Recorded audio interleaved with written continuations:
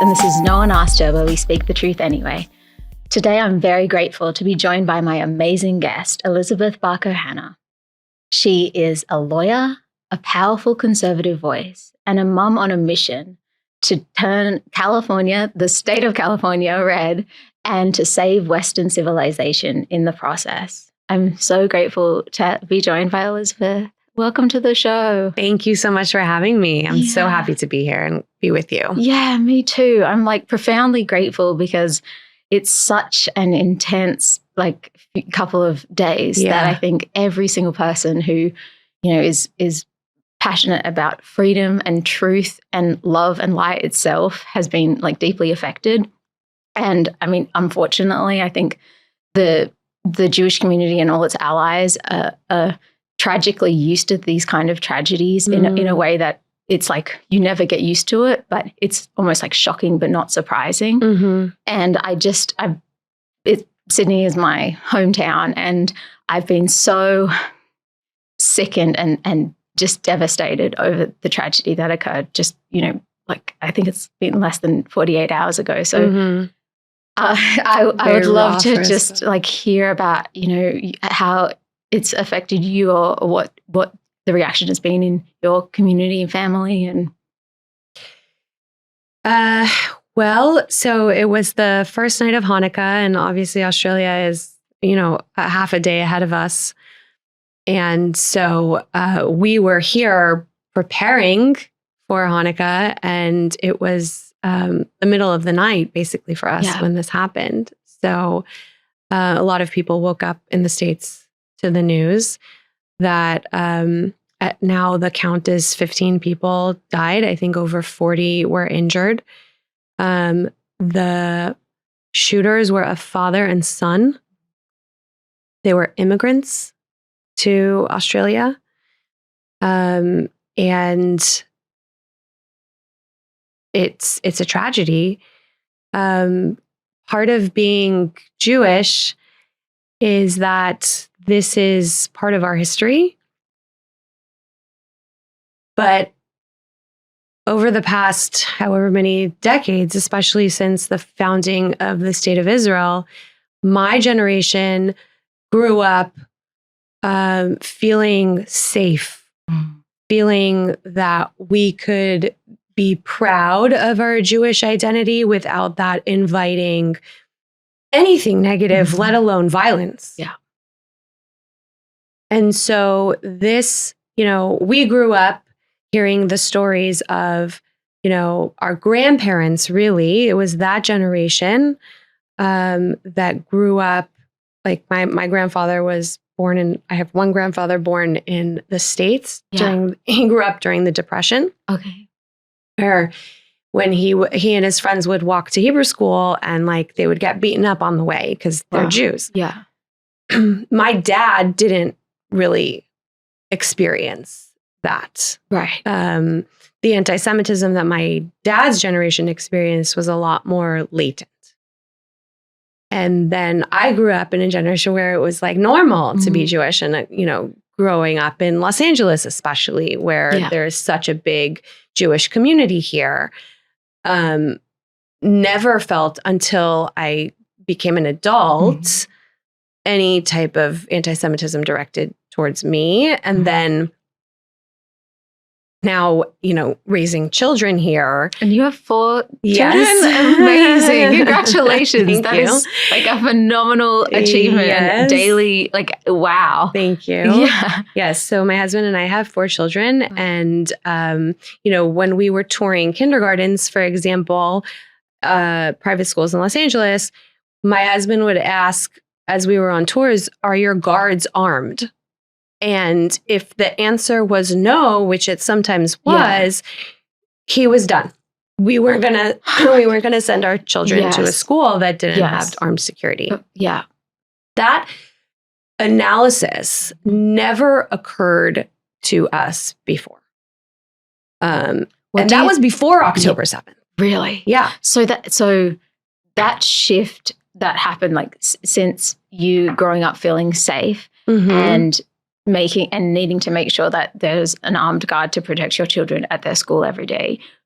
what did you see? Like, what did you feel as the climate shift before October 7th that like let the almost dormant, but still present, but sort of like, it was dormant in that I had the same experience in terms of like, I didn't have a stranger or someone, I was just meeting in polite company, say something vile and anti-Semitic to my face until after October 7th, when it became almost like this socially acceptable thing, which was horrifying. Yeah. That people felt comfortable sharing their like vile hatred in public in a way that I just hadn't seen previous to that. But you're saying that the shift happened actually even before that. Like, can you talk a little about that? Yeah. So, like, for example, the Tree of Life shooting in Pittsburgh, that was before October 7th. Yeah. And I personally could see a lot of anti-Semitism coming into school curriculum in the public schools. And that's something that I talk a lot about on my social platform. Yeah. And it's not only about the anti-Semitism, it is about this critical race theory or critical theory indoctrination in the schools. It's a Marxist ideology where you teach kids that there are oppressors and oppressed, and fighting for justice is to fight on the side of the oppressed. And so the Israel-Arab conflict has been inverted to fit that narrative, and that is coming into the schools. And post September 11th, actually, was when this really started. Right. So it's been going on for a really long time. It was accelerated under the Obama administration when the United States' foreign policy started orienting itself toward Iran and an appeasement type foreign policy in the Middle East, and then bringing that idea and selling that to the American people that actually Israel is the destabilizer in the region, not Iran and other, now we know Qatar is also part of that, not Russia and China that are also acting through these actors in the Middle East, but actually Israel is the problem. And that was going on in American schools for the past, 10, 20 years at least. And was that directly already, like we know now about the incredible funding that Qatar is, putting in to both elementary school up to college, and it's like out of control completely. And the irony, of course, is that somehow still the narrative on social media in the ignorant people's minds is somehow that Israel is the one funding. Like, well, if it's always an inversion. Exactly. Yeah. That's it's incredibly perceptive and intelligent of you to be able to identify that. So clearly it is literally, like, in my perspective, I'm a deep believer in God versus the devil, which, is to me, like, my understanding of the spiritual warfare that's happening over the earth, and the evil force of, that demonic force that is trying to destroy all things beautiful, all things good, all things true, all things godly. It's a real force, and it's absolutely like depraved and dark, and there is no end to the levels of cruel evil and inhumane evil it will commit to attempt to destroy everything good about our Western civilization. And so the inversion you're talking about, I see it as a literal, like, demonic inversion, because that force, and it's, there's different spirits involved in terms of, like, from the Christian perspective, the Jezebel spirit is this, like, it's very insidious and deceptive and manipulative. Yes. And I see it happening in real time. Like, even just, we're less than a couple of days out from this unthinkable tragedy that took 15 innocent lives, celebrating the Festival of Light. And it couldn't be more clear that, on a beautiful public beach in Sydney, Australia, one of the safest, or supposed to be the safest, cultures in Western society, and that happens. And still, like, just in the posts that I've made since, trying to even just put into words what I'm even, like, experiencing in the grief. And I have a flood of comments from, of course, all the usual suspects, the Zio B word and all, like, insane people. But then there's, like, a lot of people who genuinely are, well, at least the hero was a Muslim and therefore, and I'm like, guys, like, what is it going to take to wake up to the fact, like, yes, of course, every individual has their own walk with God. And it certainly doesn't mean that every person born into a Muslim family is innately evil. Of course, it doesn't mean that. There are wonderful, beautiful Muslim people, but that's an individual thing. The actual Islamic regime, the extremist Islamic regime that's attempting to eradicate everything good about Judeo-Christian values and our society as we know it, it is pure evil, and it doesn't care.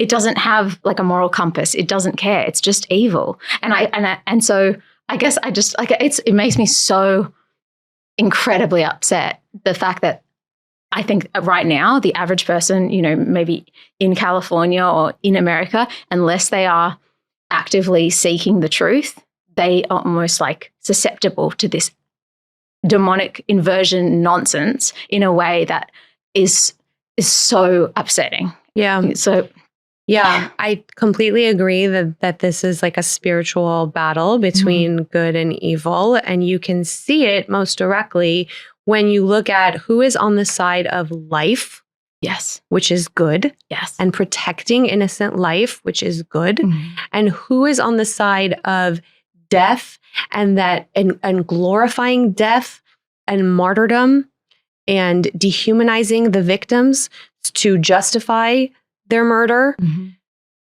You can see it as clear as day that is a good versus evil spiritual distinction. Yes. Yes. It has nothing to do with politics. It has really nothing to do with, you know, the practice of a religion. It's right versus wrong. Yeah. Good versus evil. Yeah. Yeah. And you know, something that you said about how the inversion, so these actors, including the Red Green Alliance, the Islamic Marxist Alliance, is very good at manipulating the good intentions, the virtuous, you know, well-meaning Western mind, who sits in safety and doesn't need to confront these most basic and fundamental, you know, threats. And so, yes, there are good people of all faiths who, when they see somebody shooting, they want to do something to help. Yes. Which that is irrelevant. That didn't save the 15 dead people. Right. That didn't stop, you know, these Islamists from coming into the country and planning a father-son, planning a martyred suicide mission together. Yeah. So, I mean, to then refocus the attention back on, see, there are good Muslims too, is it's a whitewashing of the entire incident to protect the jihadists and minimize the damage and danger, not only to the Jewish victims, but to the threat that it poses to the West in general, including not just the jihadism, but the open border that these Western countries are advocating for. Yes, that is so brilliantly said. And like, I couldn't agree more in terms of the whitewashing, as you call it, like the eradication of the pain and grief and devastation before almost like the dust has even settled on the ground is your head just doesn't even have time to like stop spinning before somehow still like, you know, the Jews are being blamed. I've read posts, you know, false flag. Yeah. And like, you know, oh, well, what did you expect? Is Israel going to asking for it. Level Sydney like what they did to, like, it's like, how do you have a sane conversation with insane people? It's impossible. You can't. Yeah. What can we, as the people who, you know, are putting our lives on the line to fight for what's true and good and protect our values and our families and Western civilization. I love that you state it so clearly, because like your mission, both, as a citizen and a mom and just a God-loving woman, is to protect Western civilization and to save it, because it is literally under threat. Like, I think that's another thing, is that people just don't quite realize until, I've been aware of this now for a long time, but still, like, this happening in my own backyard, essentially, of where I grew up. Like, I was just there a few months ago in that exact spot with my friends. Like, this is a place that every family and every person and every soul should feel absolutely joyous and free and safe to celebrate whatever they want, and especially, a holiday that is so sacred and beautiful. And yet now it's forever going to be changed. Like that it's so hard to even kind of like accept that that's where we're at in this fight for good versus evil. But that really is where we're at. And I just wonder, like, what is it actually going to take? Like, how many innocent, beautiful people's lives are going to have to be like stolen by the evil Islamic terrorist regime that's seeking to destroy every American life? Like, yes, of course, it's very specifically hate at the Jews, but it then goes immediately to the Christians, to Americans, to Australians in general. Like, and I think everyone needs to really accept that that's the truth, because otherwise it's like, it's just, this is really one of the most like emotional episodes. I don't mean to like try really to stay like even keeled, but no, it's okay. I barely slept, since this happened. I'm so upset about it. Yeah, and you're personally connected to this one in a different way than the past ones. What's it going to take? Well, I'll answer it this way. There are still Jews, after seeing the number of dead Jews, stacked up, that still don't get it. So there are a lot of people that they're never going to wake up. Okay. But there are people who are. And the good thing, the good news, the silver lining, is that you don't have to wake up everyone in order to save this country or to save the West or to fight for good and prevail. You just need, you don't even need a majority. You can do it with a handful of good leaders who continue to wake up. And there's event after event. I mean, they are tragedies, but it's accelerating. Just 3 months ago, Charlie Kirk was shot, and that was another event that woke up so many people. Yes, you're right. But I feel like we haven't quite yet recovered. Like, we're still in the recovery from the trauma of that. And now it's like we don't even have time to fully integrate that tragedy before the next one. And it's just like, it's so intense right now. Yeah. Well, our news cycle moves so quickly now. Yes. But that's why you have to keep reminding everybody, because it was just July of last year that they tried to kill President Trump, So it's just one really striking tragedy after another. And it's very important to connect for people that these events are not isolated incidents. Yes. There is ideologies behind them, and they are all coming from one direction.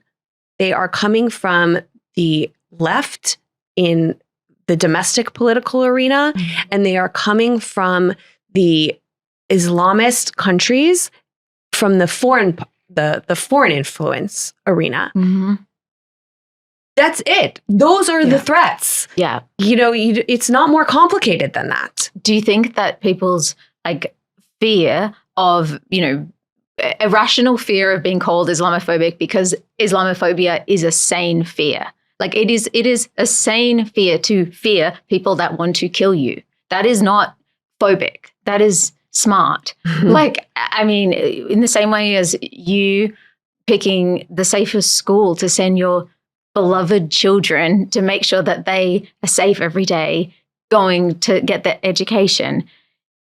if you deny that threat and you're just, head in the clouds and like everything's fine, then that's not actually love. Like if you love your life and you love the lives of everyone that you love and you want to protect civilization as a whole, then identifying the threat that is trying to destroy it is essential, because otherwise, I mean, like, I feel like that's so wisely talking about this like liberal mindset, which is essentially like it's I think I've heard like suicidal empathy. Yes. And it really is like people advocating for and even protesting for on the side of people. I can't even believe, I mean, like I made a post late last night, like I can't sleep. I literally feel like I'm like, this is, I was already extremely passionate and about, this is what my podcast is really centered around, is just like spiritual warfare, good versus evil. Mm-hmm. We're living it right now.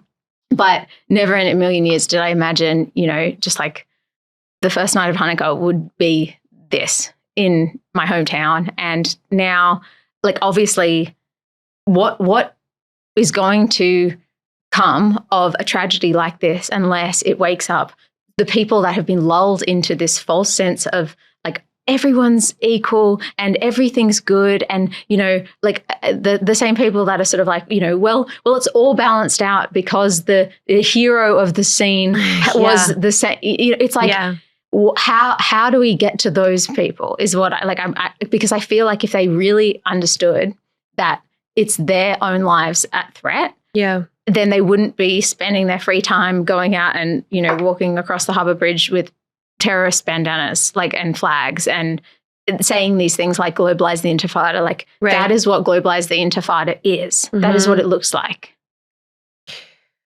Well, so what's it going to take? Okay, we are blessed in America to have certain freedoms protected by the Constitution that are not protected in the same way as like the UK or in Australia or Canada. These Western countries that are being kind of taken over. Mm-hmm. And because of that, and because it is, those freedoms are so connected to our national pride, mm-hmm. identity, and who we are as patriots, there are a lot more people in America willing to fight to protect that, regardless of, the idea of Jews or Israel or antisemitism or Islamophobia or anything like that. There are people who will, fight to protect the freedoms of America with their lives. Yes.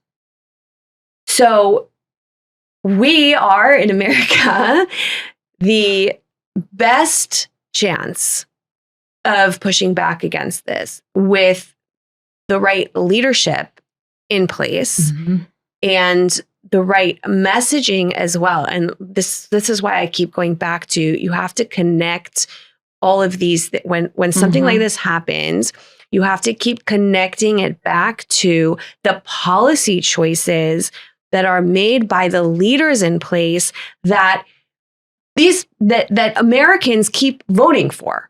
Yes. Right? And Australians, unfortunately, too. I mean, in the sense these are democracies. Yes. They have figured out how to take over democracies without a violent revolution. This is the violent revolution. Wow. They call it we call it a color revolution because, they go out and they march, which is quintessential, hallmark, democratic, freedom-loving activity. Yeah.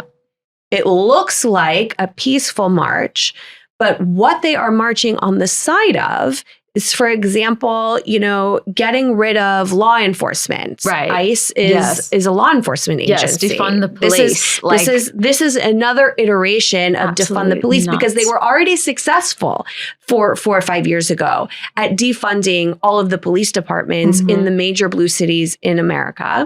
So, and now that they've defunded them, it doesn't matter if you put the funding back because you've demoralized the police officers themselves to such an extent that even if you're offering salaries and trying to hire them back. You can't find competent police officers. You could see there was a police officer hiding behind a car during the shooting in Australia. I mean, some of the most graphic videos I literally I couldn't stop crying, so I couldn't actually watch them. But in terms of like, that doesn't surprise me in the sense of that policemen are some of the bravest, every single day out there on the front lines fighting evil. That's what they are and what they're supposed to be. When they are, almost like humiliated for doing that societally by defund the police and all this nonsense. And the vaccine mandate that got rid of a lot of the ones who were strong enough to stand up against that here and there. Yes. That's another whole movement that like we kind of, we don't talk about because it's now in the past, but the effects of it are ongoing, and that's one of them. So a lot of police officers retired rather than submit to the vaccine mandate. Which might have saved their lives. Like, good. I mean, it's like, when you can't blame them for that decision, right? You blame the leadership for putting them in that position in the first place. So you have to keep connecting at every blow up, at every, and it makes me angry that these are, instead of mourning a tragedy or like, we live in LA. After the fires, as the fires were still burning, while I'm evacuated out of my own home, I am going on TV to talk about what's going on, to bring attention to the fact that these are policy choices. Yes. And they are resulting in dead Americans, dead children. And these are choices. Open borders are choices. Defunding the police is a choice. Do you think that if people like, on a mass scale, like the most hopeful, which I love the fact that, in everything that we're talking about, you're finding these hopeful, messages. And I think that's so beautiful. And normally I'm like an eternal optimist, and I think it's just been a particularly rough few days. But I am like deep down, because I know who God is, and I know that God is so good. And I know that like he would not let his beloved creation, which is humanity and the world, go and be completely destroyed by these evil demonic forces that want to kill everything good. I know that, like, I know, because I personally like believe the Bible, and I believe the story, and I believe that at the end of it, it's a beautiful ending, and it's it's not the doom and destruction, and like, but it's like, how do we get, because where we are right now, and I don't want to paint it to be so bleak, but the truth is, like, you would be living in some sort of denial if you didn't have the healthy fear of what we're really up against, which is something that does not want any of us to exist. It certainly doesn't want us to thrive and have beautiful, like, meaningful, joyful lives. And, like you said, life itself isn't valued. In fact, like, what they're operating from is some kind of like delusion that they're going to get rewarded in the afterlife for murdering people in this life. That's not a religion. That's like a cult. Exactly. Yes. Exactly. Yes, it is. So how do we, knowing that exists, and knowing that they're populating at a much larger rate than the West is right now, and like you said, there's so many brave Americans that are willing to stand up and fight, and a lot of them show up in my comments, and they're like, "What do we do? What do we do, Elizabeth? Like, what can we do every day that is going to actually help America? What's happening in Australia, what's happening in England, not happen here?" So there are many fronts to this battle. They're all around us. They are in our own religious institutions. They are in our schools. They are in our entertainment. I was just thinking today that, like, when we were growing up, it was the 90s, and like every movie, the bad guy was a Russian, right? And then after 9/11, every bad guy was an Arab. And now What are they? I don't even know. I haven't watched movies recently. I've been too busy. Like the closest, it's a good question. Like one of the closest movies was the last Mission Impossible, where he, not Mission Impossible, or like the Top Gun movie, like Tom Cruise's last movie, where it, like he goes into, and they never named the enemy. But it was like, we thought it was like they were going into Iran to like hit their nuclear facility. That was like the premise of the movie, but like they never named the enemy. That is so different from the way we grew up. So the arena that I have chosen to fight in is the political one. It's just kind of where I went. So I started as an anonymous, Instagram account during in 2021. I was fighting back against the vaccine mandate, not the vaccine mandate yet, but the school closures. That was the first thing. And then we had at the same time BLM riots that were now our schools are closed, but everybody's allowed to go burn down the streets and loot the stores and protest everywhere they want and go to football games and not wear masks. But my kids couldn't go to school without a mask the next day. And then Newsom, initiated the vaccine mandate. So all of these things were policy choices. It was political, and it was coming way too close to my kids. Yes. And so that is how I got started. And then over time, I realized that the Republican Party, any opposition, even from within the Democrat Party, but any opposition was in real trouble in California. And so my calling was to go into that void. And I became part of the Republican Party in LA County and in California. And that's incredible. Can you talk a little bit about your position in the party and what you're working on right now? Yes. Yeah. So I was first elected in 2024 to the LA County Republican Party. And then from there, I became a delegate to the California GOP, the state party. That was early 2025. And then over the summer, I was appointed to chair of Jewish community engagement for the state, for the Republican Party. And one of the things that I came to understand from being inside the party is how important voter registration is, and how lopsided our voter registration is in California, and why that's a really big problem. Because voter registration is one of the first input data points that an analyst will look at, that a politician will look at when they decide where to run for office, that a donor will look at, where they decide where they're going to put their resources. It is one of the first and often the last data point that is then goes on to determine what the ultimate race looks like and the election outcome. So a lot of people are working in that area, but if you don't, start from the beginning and improve this, you're never going to get a change over here. You have to start working here. And Democrats have infinite resources and infrastructure to work on it from A to Z.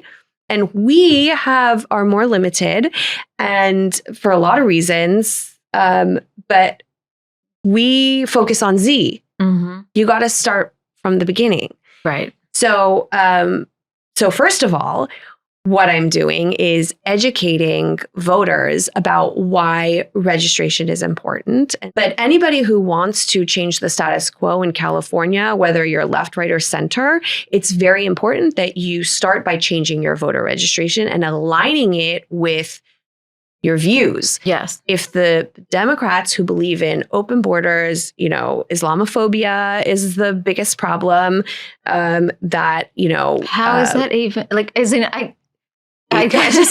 I literally can't. I mean,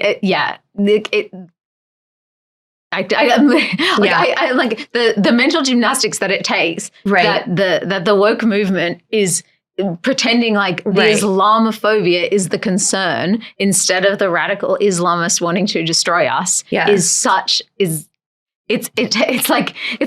evil genius to twist that. Yeah. Yeah.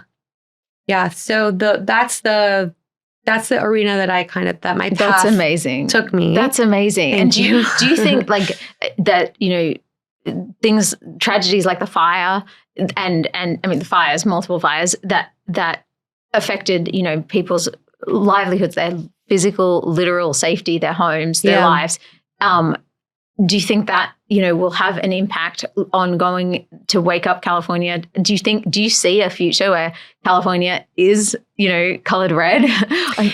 Well, we were red. There was a time when California was red. And when was that? Well, we had a Republican governor in the 90s. Okay, we had that was before my Arnold time. Schwarzenegger also, like semi-red. Yes. But it's been, the 90s and prior, Republicans in California were very strong in the state. Now,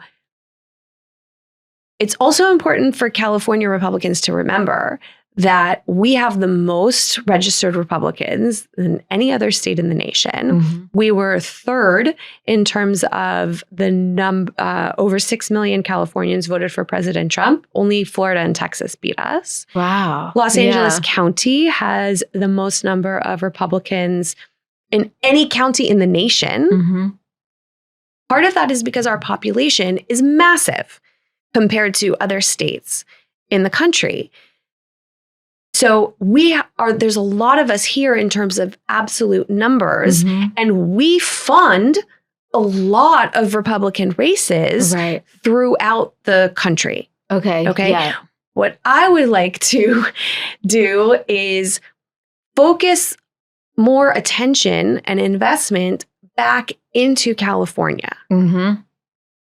And that's not going to happen overnight because the scale at which we have to work is so big. Like, I'll give you an example. So President Trump lost Pennsylvania in 2020, I think by something like 80,000 votes or something. It's a swing state, right? So 80,000 votes doesn't sound like a lot, right? When we live in a big state like California. So, that's...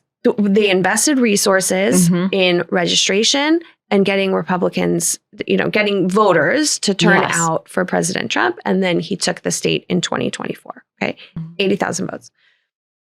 And I think he won by like 120,000, something like that. Yeah. In LA County, of our 20-something assembly districts, the lowest hanging fruit to flip one teeny tiny assembly district is 38,000 votes. 38,000. Yes. So that's it, but that's a lot. Okay. It sounds like with the population that would be totally doable. Yes. Is it? Yes. But just remember, I'm not talking about like a statewide election. I'm just talking about one teeny tiny assembly district. That is our lowest hanging fruit in LA County, and everything else is above that. Okay. So it's a lot of work and expense. And, in that particular assembly district that I'm thinking of, it's 40. It's in Santa Clarita. We had a great candidate running. They had flipped the seat in 2022, in part because we had low voter turnout.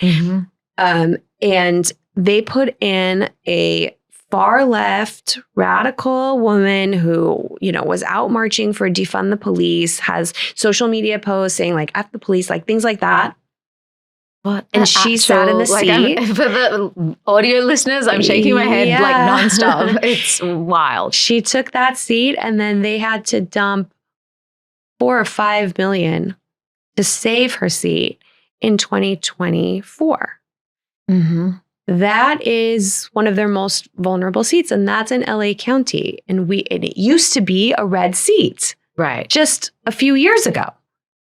So same thing with the congressman in that area. It was red until 2024. Do you think like the irony of the whole idea that the Democrats are the ones that are fighting for freedom, like freedom of, expression or freedom of whatever, but actually they are not even aware necessarily that they're fighting for their own freedoms to be taken away? Like, the inversion that they've convinced themselves that they're on the right side. Yeah. I think that it's all, I think it's both. I think some people really believe that because they don't look past like the slogan. They don't really really think about it. Like the redistricting is a perfect example of that, where they're like, we have to fight democracy because democracy is at stake because Texas has taken 5 seats. So we have to undo our Independent Citizens Commission. There is no more democratic institution that exists than having citizens, an Independent Citizens Commission made up of an equal number of Republicans, Democrats, and Independents drawing the lines that the politicians are going to be running in. And instead, they took that power away from the people and put it in the hands of partisan, the National Party and other politicians who were personally invested in the result. And they drew their own maps to get a predetermined outcome that benefits the Democrats. There is no better example, clearer example than taking power away from the people, undemocratic process. Yes. And when you challenge them on it, they're like, well, Texas did it. So ultimately, these are just slogans and they don't really believe in it. Right. Right. So you think it's like they're not even aware that they're chanting for their own freedoms to be taken away, and that they're like it's like they're willing. They're willing to give it up because the means justified the ends. Same thing with COVID. They were willing to stay locked in their homes, to take a vaccine that they weren't sure if they should. Like they are willing participants in it. And that's why this is so dangerous, because they're actually, convincing you to act against your own best interests. Very well said. And those instincts, to go back to, what we talked about, that this is a spiritual battle, those instincts come from God. These freedoms come from our Creator. Yes. That is a Judeo-Christian American view. Yes. Fundamental to our identity. Absolutely. And they weaken, they suppress those natural instincts to act in your own best interest and convince you that it's actually selfish to do that, and that it's more virtuous to act in the benefit of somebody else. Yes. And that's what makes you a good person.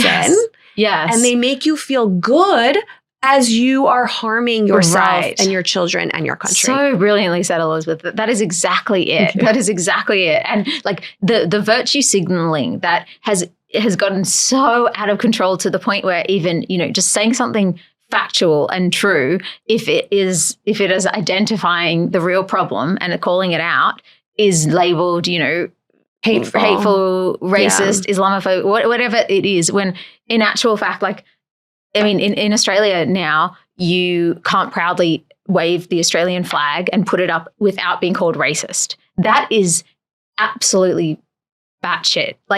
It doesn't make any sense. The same thing in England, of what I've heard, although that's not my world. Whereas Australia, it's considered a provocation. Yes. So, and it's like the Prime Minister who, he's like a just absolutely ridiculous, evil, woke, nightmare who I personally hold responsible for the innocent lives that were lost, because he did absolutely nothing when the entire after the day after October 7th, there were these protests calling gas the Jews and F the Jews outside the Opera House, which is our iconic, the center of our city, and in front of the Harbour Bridge. And they were allowed to, protest, peaceful protest. It's not calling for the eradication of Jewish people is not peaceful.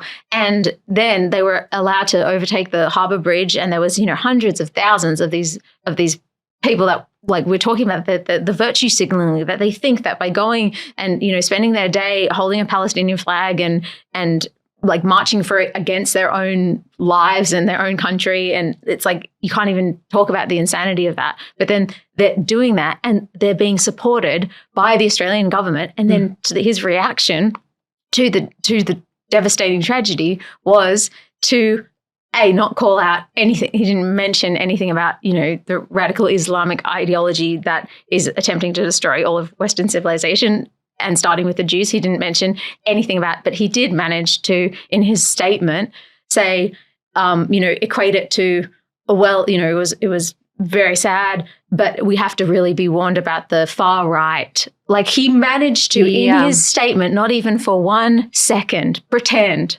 like he actually cared. They don't. How can you even use that as an opportunity to attempt to, essentially bash your political opponent? It's like the same people that used, the tragedy of Charlie. Correct. And immediately twisted it to say, well, he somehow deserved to be violently executed. I can't. I'm sorry. Well, these are the mask off moments that this type of indoctrination and belief system results in. Yeah. And then you see the flash of it, the inhumanity. Yes. You see the devil's face appear. Yeah. In a moment mask like off. that. It's exactly what it is. Yeah. Yes. And if you're not sort of able, if you don't have the veil lifted from your own spirit, and you're not able to clearly see spiritually what's going on, and it doesn't even have to be spiritually, just morally, if you have a sense of good and evil, and you don't have to believe in God. Exactly. Mm-hmm. If you just know, like what you said earlier about the oppressed and the oppressor, somehow even in that, Israel and the Jewish people have been inverted to be the oppressors, when in actual fact, it's so clear to anyone who actually is a moral human being, to be able to see clearly that they are just defending themselves, their right to exist, and they thank God now have the power to be able to do that. Mm-hmm. With the military of Israel, mm-hmm. which is maybe the most moral military on the planet. They are literally praying before they go into combat. They are warning the targets. Exactly. Because they value life. They value human life, whether it's even their enemies trying to destroy them. Mm-hmm. And I think so it's when does the virtue signaling actually become evil itself, when you're literally saying you're propping up the terrorists, and you're propping up these people that want to destroy us in the name of goodness, mm-hmm. in the name of I'm really for the children. Like, a 10-year-old girl was one of the victims in Sydney. So why don't you care about her life? Why don't Well, everything is like a mirror. So it's to go back to the 10-year-old girl, mm-hmm. or the children who were taken hostage, mm-hmm. and they blame the Jews, or they blame Israel, they blame the victim for provoking the terrorist. And that's what's going on here. That's why they keep saying Islamophobia. That's why they keep saying, we don't want to provoke them mm-hmm. to react violently, as if that is an appeasement strategy, and that doesn't work. So you said something that made me think of something. I can't remember what it is. It'll come back to me. What you're touching on is what you're speaking is exactly what happens in an abusive dynamic, when an abuser is using DAVO and literally deny, attack, reverse, victim, and offender. It is a classic abuse tactic that mm-hmm. is used again, most commonly a male abuse against a female, although, that it's not always the case, but it's 99 times out of 100. Mm-hmm. And the power dynamic of that, and the inability for that actual survivor to be able to have the clarity, because they're being gaslit, and because they're being questioning yourself. And then the cognitive dissonance becomes well, am I really to blame for what? Well, I'm being abused, and I'm also being told that it's my fault. Yes. And that if I was somehow different or better or whatever, the entire Jewish people are being attempted to be gaslit, to be told that their existence is somehow evil in itself, which is I remember what I was going to say. It's exactly on this point. The armor against that is education. Mm-hmm. It's the truth. Yes. What is the historical truth about the Israel-Arab conflict? Yes. What is the historical truth about Islamic jihad and, how they get people to become terrorists? Yes. In their words, they are martyrs. How this happens. Mm-hmm. And when a person is, and the truth is vast. I mean, the history is vast. It goes back hundreds of even thousands of years, and it's very hard, even a person who is well educated on the subjects, to recall it all, as it's all coming at you. Like, even I have to keep reminding myself and looking it up again. Like, I posted something today, like, when was it that the British, constricted Jewish immigration into Israel? Like, the white paper, like, 1939, even though I know it and I was taught a lot of it in school, and then as an adult, I educated myself about it. That's also a piece of it, is that, like, I had to teach myself this. I got some of it in school, but a lot of it you have to educate yourself. And so that's not happening with most people. Right. Like, they just soak in what they're taught. If they're just sponges or not the culture, and they're not, like, taking their free time to actually educate themselves with real facts, and not the, incredibly effective terrorist propaganda that's now infiltrated almost every system, including educational systems. So they're, like, to actually question, even professors. I mean, it's so demonic. It's literally like, it's just like infiltrated people that they'll be like, oh, well, this person's an expert in this field, and therefore their comment about a genocide that is not actually a genocide, it must have some value. Right. And it's like, I just, sometimes I do literally feel like quite helpless in terms of just like, but I know this is why we're having this conversation. And I know that there are millions of good people who are hungry for the truth, and that we're not speaking into a void. And even, on really difficult weeks like this one, we're fighting every single day for what we know fundamentally to be the entire purpose of our existence, which is God, which is love, which is truth, which is light. And nothing is going to, like, no matter how dark it seems to get, we have to still shine the light no matter what. Yes. And it's like finding that hope and that courage is sometimes, it just feels like an insurmountable thing when the evil feels like it's winning. Yes. But I'm so curious, like, do you have big political aspirations? Like, are you going to run for governor? No. When can we vote for you? And like, what do you? No, I am not running for office. Such a shame, because we really need you in a position of great power. Well, I appreciate that very much. I have 4 little kids. Yes. This was never something that I saw myself doing. Like I said, it just kind of was a path that I was pulled towards, and I followed that. But running for office it's like a full-time job. It is a really big commitment. You are constantly raising money and then becoming stewards of other people's money and trust. And, the idea of that is, like, way too big for me. Yes. But I am on the inside of the party, and I have gotten to a place where, in 2021, I was like, why are the Republicans saying this? And why are they saying it that way? And, like, I was riding them just as hard as I was riding the Democrats. Wow. Yeah. But now I have gotten, myself into a position where I do have influence from the inside. And that's pretty good. Yes. Yes. This is absolutely wonderful. And I personally, I'm going to just, now that I am so grateful to have met you over the years, just be like, you as well, subtly encouraging you to, and obviously as your kids grow, and maybe you'll, in a few years be like, you know what, America could really use, like, a badass, brilliant, intelligent, beautiful, fierce leader that is actually going to help, like, and really, really, like, especially in California, but nationwide. Thank you. You're remarkable. And I'm so grateful that you exist and that you're choosing to spend your precious time doing what you're doing and fighting for the good in the way that you are.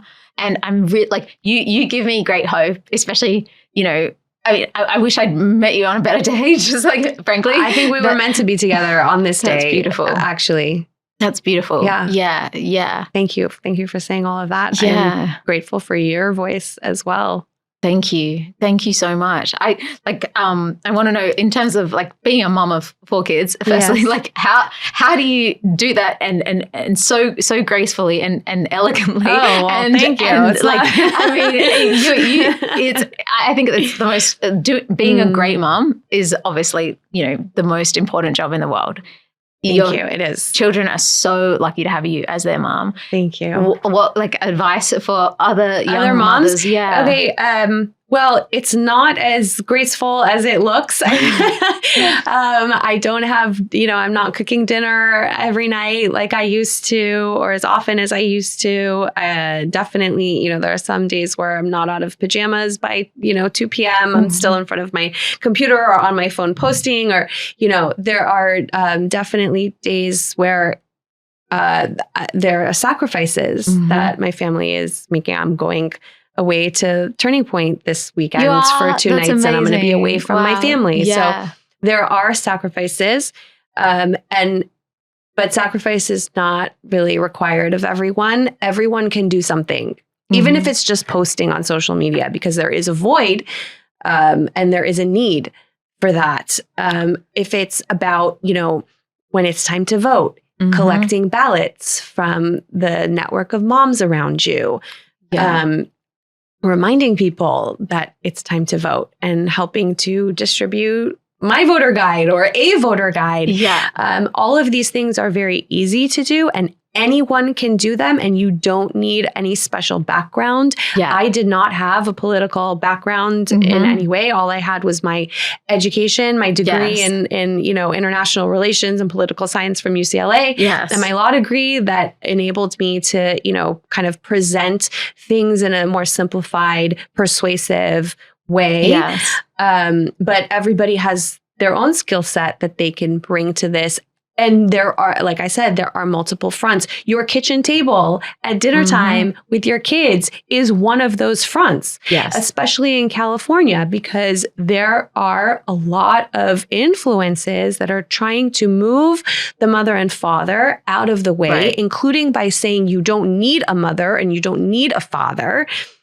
Right? Yes. To get to the kids. And saying that, the doctors know better than the mother what the child needs. And all of these things are designed to separate families. And so the kitchen table and keeping your kids close to you is also part of this. So people shouldn't need to feel the pressure of, this big, public life and all of that. But everybody can do something, even if it, it feels small, but it's not. Absolutely. Yeah. And you mentioned like social media. And I think that is so important, because I have, personal friends, unfortunately, that literally will say, I like your posts and I want to like them, but I'm literally afraid that if I even just press like publicly, what that says about, like, people are afraid because, and I get that in the sense of, the danger is real of speaking truth to power, especially, and speaking up against evil itself. I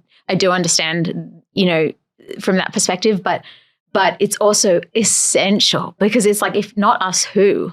If not now, when? And who, that's really like why I started the podcast, in terms of, obviously, like, it's, called No One Asked Her for a reason. And I'm like reclaiming my voice, that I'm like, you're like, well, that will inspire people. And if it doesn't, get that person to hit the like or the share, it's going to get many more. God bless you. Thank you, Elizabeth. For sure. You're beautiful. I appreciate, like, you are amazing. Your precious soul so much. And I just appreciate everything that you're doing and everything you stand for. And I'm so grateful, like, even for what has been for me a really dark week, that I get to sit with someone so beautiful and holy and filled with true God's light. Oh, amazing. Thank you so much. Thank and you as well. I feel the same way. I think this is very healing for both of us and hopefully for your listeners as well.